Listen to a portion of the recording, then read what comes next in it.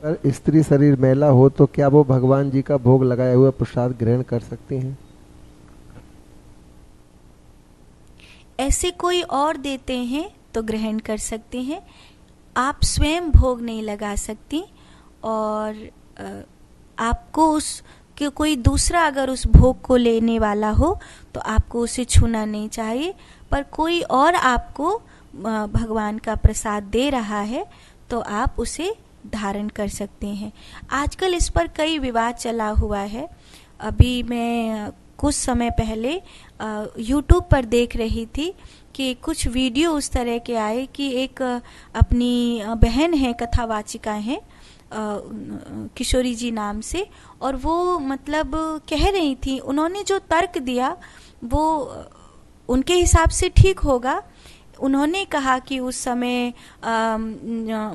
एक स्त्री को कैसे समझाया जाए कि अचार नहीं खाना चाहिए और आदि आदि चीज़ें, तो इसीलिए कहा गया कि अचार नहीं छूना, ये नहीं करना। आज की स्त्रियां वह सब कर सकती हैं। लेकिन मुझे इस चीज़ में आपत्ति है कि उन्होंने जो कहा, कहीं ना कहीं ये बात ना तो शास्त्रोक्त है और ना प्रैक्टिकल है। अगर उन्होंने प्रैक्टिकल कही तो प्रैक्टिकल भी नहीं है। अगर उन्होंने शायद इस चीज़ को प्रैक्टिकल करके देखा नहीं होगा, अगर वो प्रैक्टिकल दे करके देखती तो समझ में आता। आज के समय में ज़्यादातर अचार तेजाब से पकाए गलाए हुए आ रहे हैं। जो तेजाब से गलाए हुए अचार आ रहे हैं उनको अगर कोई रजस्वला स्त्री छूती है तो वो सड़ेंगे नहीं, क्योंकि वो पहले से ही सड़ाकर आपको दिए गए हैं। लेकिन आप अपनी दादी नानी के उन अचार की बोट को देखिएगा, जिनको वो मर्तबान में, कांच की बोट में संभाल संभाल कर कई कई सालों तक घर में रखती थी, जो शुद्ध घर में बड़ी शुद्धता से बनाया होता था, बिना प्याज लहसुन आदि के बनाया हुआ होता था। अगर उस अचार को कोई रजस्वला स्त्री छू लेगी तो ये तय है कि करीब 5 से 6 दिन बाद ही उस अचार के ऊपर एक फफड़ून पड़ जाएगी। ये प्रैक्टिकल है, इसे कभी भी आजमा कर देखा जा सकता है।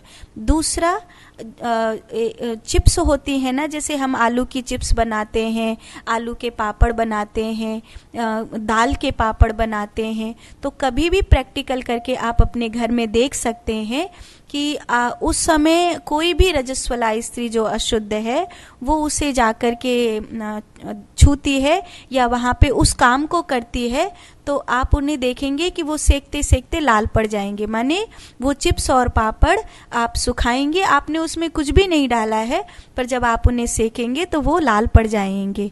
तो ये कैसा चमत्कार है कि जो आलू की चिप्स ऐसे सेकने के, सूखने के, सेकने के बाद सफ़ेद पड़ रही थी, वही कढ़ाई में डालते डालते लाल पड़ जा रही है। ये बिल्कुल प्रैक्टिकल है, इसको आप आजमा कर अपने घर में देख सकते हैं। तीसरा, तुलसी आप बिल्कुल प्रैक्टिकल बात है, कोई शास्त्रोक्त नहीं। अगर आप देखेंगे कि तुलसी जी के पास कोई रजस्वला स्त्री जाती है तो तुलसी थोड़े ही दिनों में अपने आप मुरझा जाती हैं, अपने आप सूख जाती हैं। तो उन्होंने जब कहा कि उस समय की ये बात है, आज की नहीं, आज कुछ एडवर्टाइज हम देख रहे हैं, एक एडवर्टाइज दिखाई गई जिसमें 2 महिला होती हैं, वो भोजन कुरियर का काम करती हैं, माने भोजन को होम डोर पहुंचाती हैं। तो वो पीरियड से होती है और उस समय वो महिला होम डोर पहुंचाती है और एक तरह से पैड की ऐड करने के लिए वो दिखाया जाता है कि वो डिलीवरी का काम कर रही, डिलीवरी बॉय का काम कर रही है। तो हमारे हिंदू धर्म में भोजन को रजस्वला स्त्री के हाथ से करना बहुत ऊर्जा को खंडित करने वाला माना गया है, और उस तरह अगर कोई स्त्री करती है तो कहीं ना कहीं ये समाज में एक प्रकार की दिव्यता को खंडित करने का उपाय हो रहा है।